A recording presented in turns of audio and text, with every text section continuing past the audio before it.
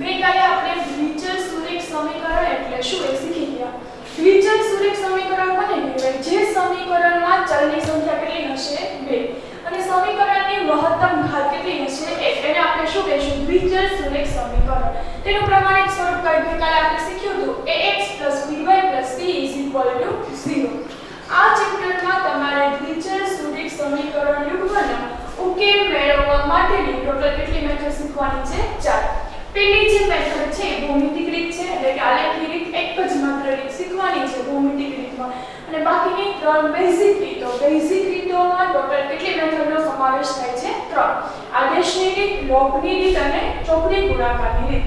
ગઈકાલે આપણે જોયું હતું જ્યારે કોઈ પણ દ્વિચલ સુરેખ સમીકરણ યુગ્મનો ઉકેલ મેળવવા માટે બંને સમીકરણ માટે એક જ આલેખ પત્ર પર જ્યારે આલેખ દોરવામાં આવશે ત્યારે આપણને કેટલા ઓપ્શન મળે છે? 3. પહેલો ઓપ્શન આપણે જોયો તો જો બંને રેખાઓ એક જ બિંદુમાં છેદતી હોય તો ઉકેલ પણ કયો મળશે? અનન્ય ગણ. જો બંને રેખાઓ એકબીજાને કેવી હશે? પેરેલલ, તો ઉકેલ પણ કેવો મળશે? ખાલી ગણ. અને જો બંને રેખાઓ એક જ લાઈન પર એટલે કે સમપાતી હશે તો ઉકેલ પણ કેવો આવશે? અનંત ગણ. આજે આપણે આલેખની રીતનું એક સમ શીખીએ. સ્વાધ્યાય 3.1 નો ક્વેશ્ચન 1. મેથડ કઈ આપણે યુઝ કરવાની છે? આલેખની રીત. આલેખની રીતમાં એક્સરસાઇઝ 3.1 નો ક્વેશ્ચન નંબર 1. બધાનું ધ્યાન ક્વેશ્ચનમાં હોવું જોઈએ. ટેક્સ્ટ બુક મિત્રો ખુલ્લી રાખજો અથવા અહીંયા ધ્યાન આપશો તો પણ ચાલશે. જો શું કીધેલું છે? આફતાબ તેની દીકરીને કહે છે. આફતાબ કોને કહે છે? તેની પુત્રીને. જો ઉંમરવાળો દાખલો છે, આફતાબ છે અને તેની પુત્રી છે. તેની દીકરીને તે કહે છે 7 વર્ષ પહેલા. 7 વર્ષ પહેલા એટલે કયો ટેન્સ થશે? ભૂતકાળ. 7 વર્ષ પહેલા એટલે ભૂતકાળ. 7 વર્ષ પહેલા મારી ઉંમર તે વખતની તારી ઉંમર કરતા, એટલે આફતાબ કોને કહે છે? તેની દીકરીને.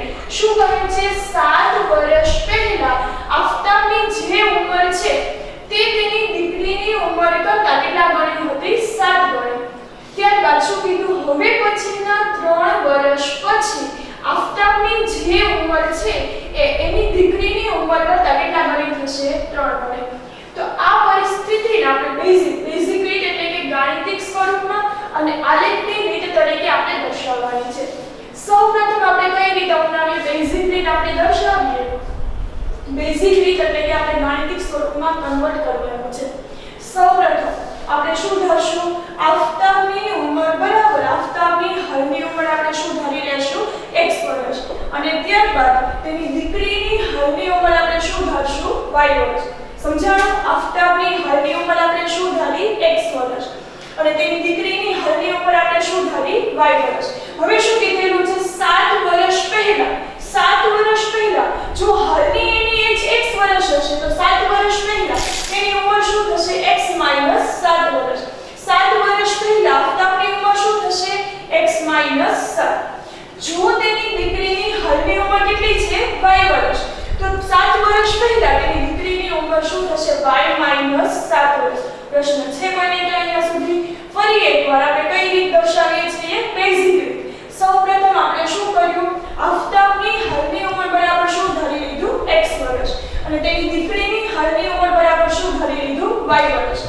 7 વર્ષ પહેલા આફતાબની ઉંમર શું થશે? x - 7 વર્ષ. અને 7 વર્ષ પહેલા તેની દીકરીની ઉંમર શું થશે? y - 7 વર્ષ.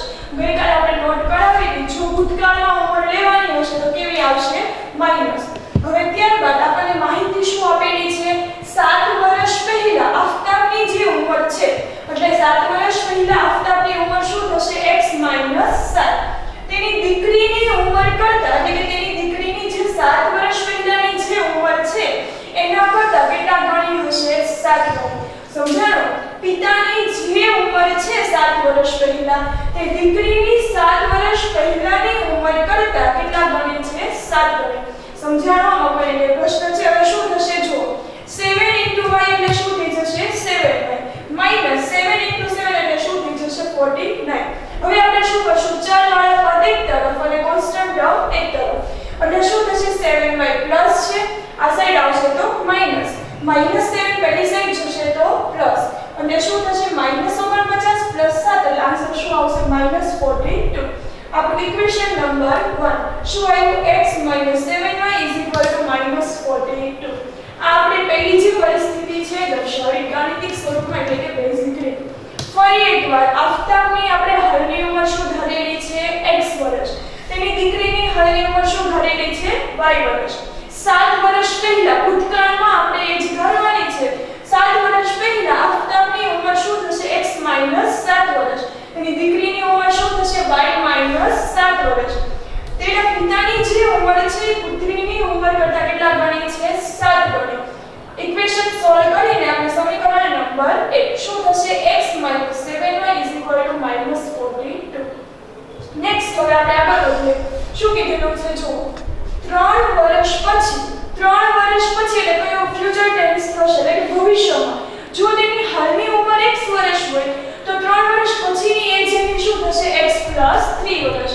તો 3 વર્ષ પછી આફતાબની ઉંમર શું થશે x + 3 અને 3 વર્ષ પછી તેની દીકરીની ઉંમર શું થશે y + 3. શું કીધેલું છે રકમમાં તમને 3 વર્ષ પછી પિતાની જે ઉંમર છે પુત્રીની ઉંમર કરતા કેટલા ગણી થશે 3 ગણી. સમજાણો? 3 વર્ષ પછી પિતાની ઉંમર શું થશે x + 3. તે 3 વર્ષ પછીની પુત્રીની ઉંમર કરતા કેટલા ગણી થશે 3 ગણી. અને શું થશે 3 * y એટલે કેટલા થઈ જશે 3y. 3 * 3 એટલે શું થઈ જશે 9. 3y પ્લસ છે આ સાઈડ આવશે તો માઈનસ. સમજાણું? x અને y વાળા પદ એક તરફ લઈ લીધા અને કોન્સ્ટન્ટ ટર્મ એક તરફ. 9 - 3 એટલે અહીંયા શું આવી જશે 6. એટલે આપણે ઇક્વેશન શું મળશે x - 3y = 6. સમીકરણ નંબર 2 આ શું થયું સમીકરણ 1 અને 2 માગેલા દ્વિચલ સુરેખ સમીકરણ યુગ્મ છે. સમજાણું? આપણે કઈ રીત થઈ ગઈ બેઝિક રીત એટલે કે આપણે ગાણિતિક સ્વરૂપમાં કન્વર્ટ કર્યું. હવે આપણે શું જોઈશું આલેખની રીત. આલેખની રીતમાં સૌપ્રથમ આપણે શું કરવાનું છે આપણને કેટલા સમીકરણ મળી ગયા છે 2. અહીંયા સુધી કોઈને કઈ પ્રશ્ન છે સમજાઈ ગયું બધાને? હવે શું કરશું આલેખની રીતમાં સૌપ્રથમ આપણે ઇક્વેશન નંબર 1 શું આપણને મળેલું છે x - 7y -42. સૌપ્રથમ આપણે શું કરીએ આમાં ઇક્વેશનમાં આપણે y ને કરતા બનાવી દઈએ. શું કરશું ઇક્વેશન માટે y ને કરતા બનાવી દઈએ તો શું થશે -7y પહેલી સાઈડ જશે તો પ્લસ અને -42 આ સાઈડ આવશે તો પ્લસ. 7 અહીંયા મલ્ટીપ્લિકેશનમાં છે આ સાઈડ આવશે તો ડિવિઝનમાં અને શું થશે x + 42/7. સમજાણું? સમીકરણ નંબર 1 આપણે ધ્યાનમાં લીધું અને સમીકરણમાં આપણે કરતા કોને બનાવ્યો y ને કરતા બનાવ્યો. હવે આપણે x ની વેલ્યુ કોઈ પણ ધારવાની છે. સપોઝ અહીંયા આપણે જો x = 0 મૂકીએ. x કેટલા મૂકશું 0 તો આપણે 42 ને આપણે 7 વડે ભાગી શકશું. એટલે x સૌપ્રથમ આપણે કેટલા લઈ લીધા 0 અને 42/7 તો y કેટલા આવશે 6. સમજાણું? સૌપ્રથમ આપણે સમીકરણ નંબર 1 ધ્યાનમાં લીધું. સમીકરણ નંબર 1 ધ્યાનમાં લઈને આપણે કરતા કોને બનાવ્યો y ને. ત્યારબાદ આપણે શું કર્યું x શું મૂકી દીધું 0 અને y શું આવશે 6. હવે ત્યારબાદ આપણે બે વેલ્યુ મેળવવાની છે. આ પહેલી વેલ્યુ આપણને મળી ગઈ. હવે આપણે જોઈએ x આપણે કેટલા લઈ લઈએ કોઈ પણ વેલ્યુ તમે ધારી શકો જે 7 વડે ડિવાઇડ થતી હોય. x આપણે કેટલા મૂકી દઈએ 7. x 7 લેશું તો શું થશે 7 + 42/7 એટલે શું થશે 49/7. આન્સર શું આવશે y 7. આ સમીકરણ નંબર 1 માટે આપણે કેટલી વેલ્યુ મેળવી 2. આ રીતે તમારે દર્શાવવાનું છે કોષ્ટકમાં x અને એક y. x 0 ત્યારે y આપણને શું મળે છે 6 અને x 7 ત્યારે y આપણને શું મળે છે 7. આ સમીકરણ નંબર 1. ફરી એકવાર સમીકરણ નંબર 1 આપણે ધ્યાનમાં લીધું અને સમીકરણમાં કરતા કોને બનાવ્યો y ને. પછી x અને y ની આપણે કેટલી વેલ્યુ ફાઇન્ડ આઉટ કરી 2. હવે નેક્સ્ટ હવે આપણે સમીકરણ નંબર 2 ધ્યાનમાં લેશું. સમીકરણ નંબર 2 આપણે શું મળેલું છે x - 3y = 6. અહીંયા આપણે શું કર્યું x - 3y = 6. એમાં પણ આપણે શું કરશું y ને આપણે કરતા બનાવી દઈએ તો -3y પહેલી સાઈડ જશે તો પ્લસ +6 આ સાઈડ આવશે તો માઈનસ એટલે શું થશે x - 6/3 = y. આમાં પણ આપણે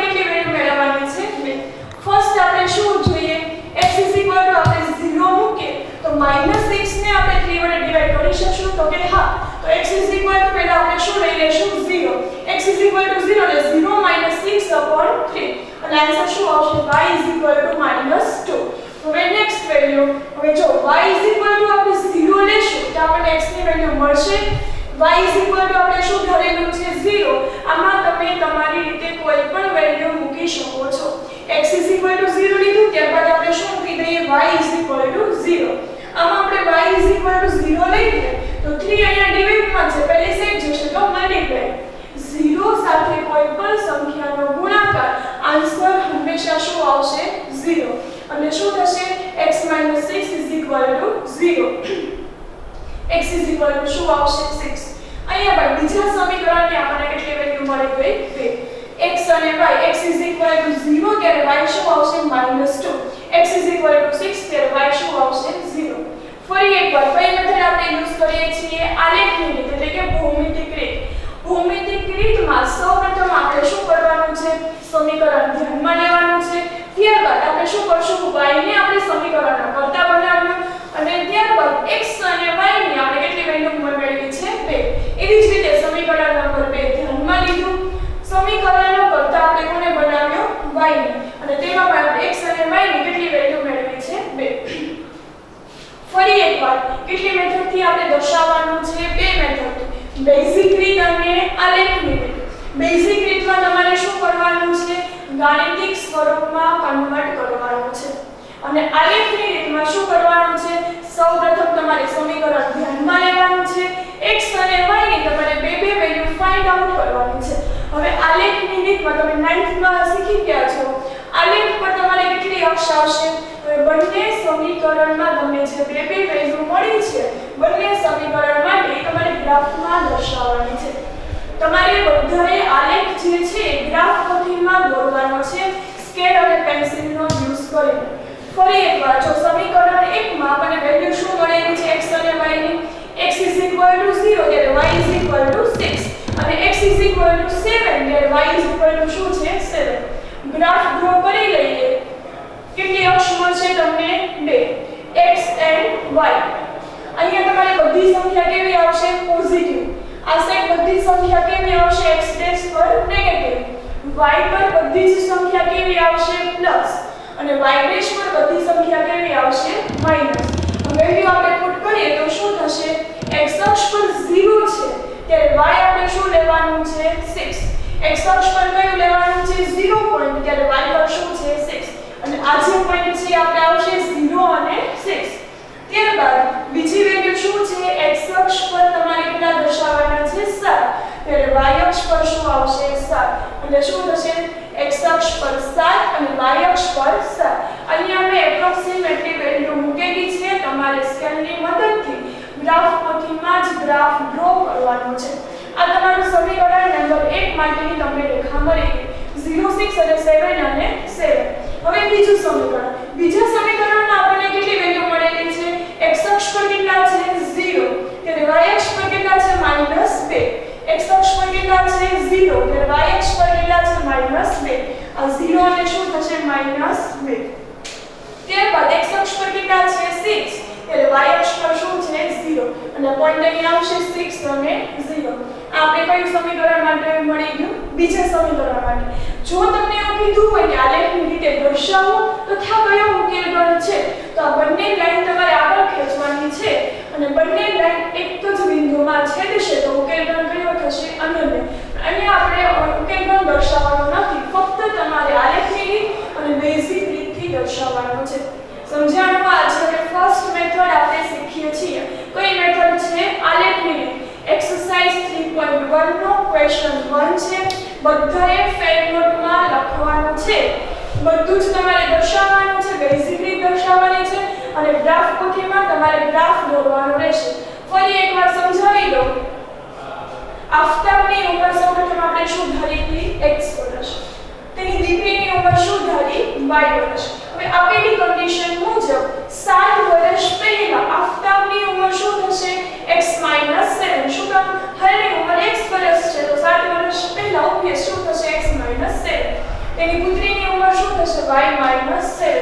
પછી જે કન્ડિશન છે તમારે એપ્લાય કરવાની છે અને સમીકરણ નંબર તમને શું મળી જશે 1 અને સમીકરણ સમીકરણ નંબર 2 એ તમારી કઈ મેથડ થઈ ગઈ બેઝિક રીત એટલે કે ગાણિતિક સ્વરૂપમાં દર્શાવવાનું છે બંને સમીકરણ મળી ગયા પછી તમારે કઈ મેથડ એપ્લાય કરવાની છે આલેખની રીત એટલે કે ભૌમિતિક રીત આલેખની રીતમાં સૌપ્રથમ તમારે સમીકરણ નંબર 1 ધ્યાનમાં લેવાનું છે તેમાં સમીકરણમાં તમારે કર્તા કોને બનાવવાનું છે y ને કર્તા બનાવી લો ત્યારબાદ તમારે x અને y ની બે વેલ્યુ મેળવવાની છે તમે તમારી રીતે કોઈ પણ વેલ્યુ ધારી શકો x અને y ની બે વેલ્યુ મળી છે ત્યારબાદ બીજું સમીકરણ ધ્યાનમાં લેવાનું છે તેમાં પણ સેમ એઝ ઇટ ઇઝ આ જ પ્રોસેસ કરવાની છે x અને y ની કેટલી વેલ્યુ મેળવવાની છે તે બંને વેલ્યુ મળી છે સમીકરણ માટે બંને સમીકરણ માટે બે વેલ્યુ મળી છે ત્યારબાદ તમારે ગ્રાફ ડ્રો કરવાનો છે ગ્રાફમાં અક્ષ કેટલી આવશે x and y ત્યારબાદ બંને સમીકરણ